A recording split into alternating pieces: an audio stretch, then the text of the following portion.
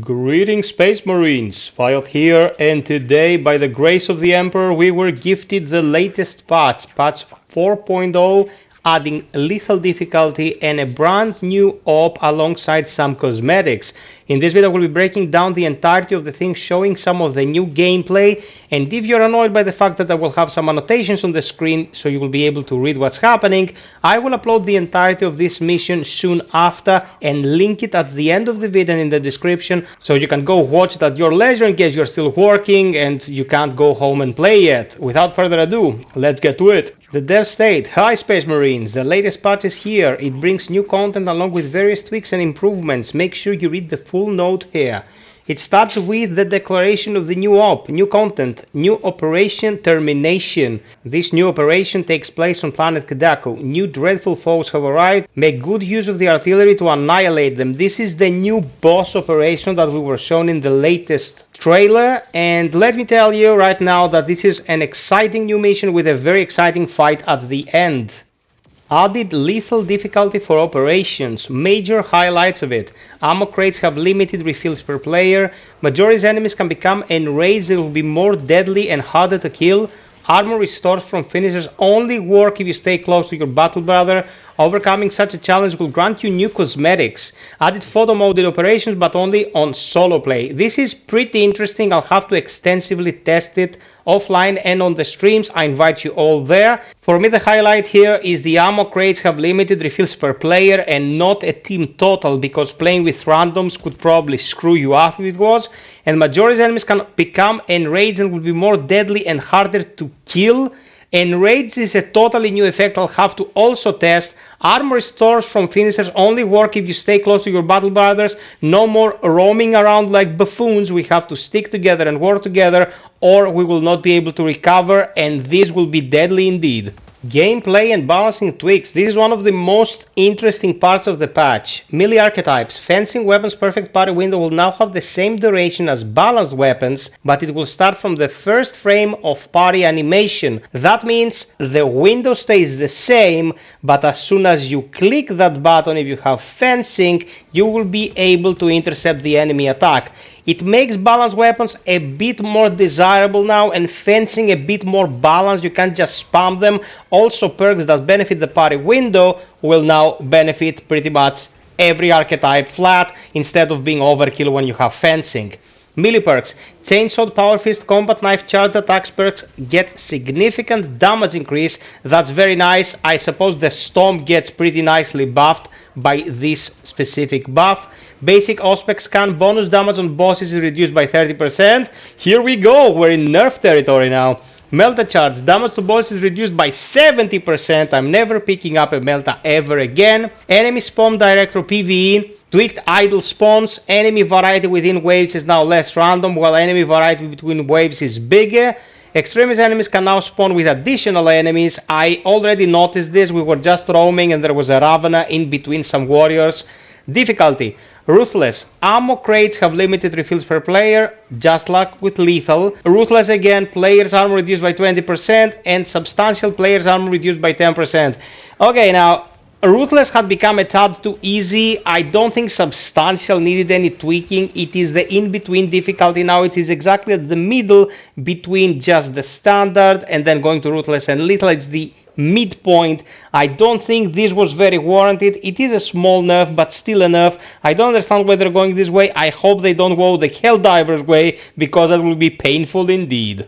Some PvP tweaks for whomever they may concern. Increase delay between announcer messages in PvP. The starting animation of the grappling launcher for the Vanguard is shorter in PvP. Fixed Power Fist in PvP, dealing too much damage with short charged attacks. AI, enemy dodges. Globally replace full invulnerability on dodge moves of enemies with heavy melee damage resistance. This is very interesting because every time a warrior would do a small pirouette, I might be using my ground slam from the air with assault and I will deal literally 0 damage. Now it's just resistance.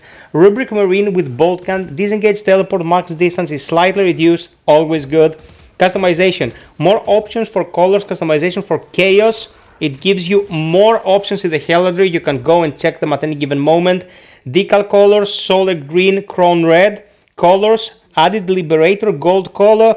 fixed a lot of issues with display of colors, and decals, added new chaos function decals for the right shoulder. All good additions, especially for people who want to customize their Chaos Marines levels. Vox Liberatis Demon Host. Disable despawn until the last altar in the final arena. So those are all good quicks. I don't think many people care about the PvP changes in this game, but whatever, they're still working on everything. This is dedication, always good to see. Now onward to general fixes. Fixed a bug where the Assault Bird Ascension could kill its owner. That was hilarious to see after the latest patch before this one. Good thing they noticed and fixed it. Fixed a bug where the sniper per targeted shot wasn't always working. Fixed an unintended animation cancel with the bulwark by using the block, which resulted in faster attacks. I don't know if they fixed the fact that sometimes you try to parry and you block, which was disastrous, especially on Ruthless. Fixed an issue with the tactical team perk close targeting not triggering properly. Fixed an issue with the tactical perk radiating impact not triggering properly.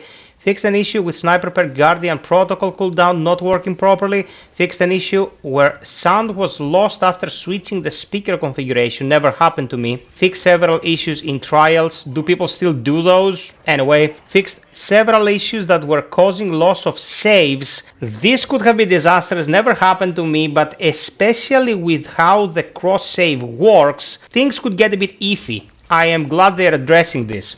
The Thunderhammer perk Patience rewarded description is now accurate with its actual effect added when your health is below 30% part. Lots of minor UI fixes and improvements, lots of minor animation fixes and improvements, localization fixes.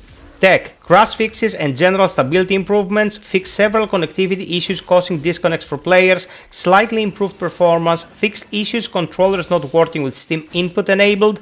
My god, I had this issue in the past, it was infuriating and I blame easy anti-cheat for this, which always sucks donkey balls. Render improvements, general improvements and fixes. There is a bit of a messy situation with TAA, that is the anti-aliasing it's using. I hope they fix some of it because it was horrendous to watch, especially on consoles. So this is the bulk of it, Space Marines. A couple of things that I want to address myself. One, if you've been having trouble with the Data Miner Achievement Trophy, if you transfer your file, the console would not actually update the number found and you would not be able to pop that achievement or trophy. It is now fixed. As soon as you log in, it will unlock automatically if you have all the data slates.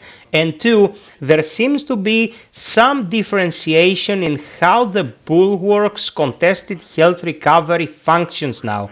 If you place down the banner and have the appropriate perk, you should get max contested health back, so if you did the finisher, you'd be able to get a full heal.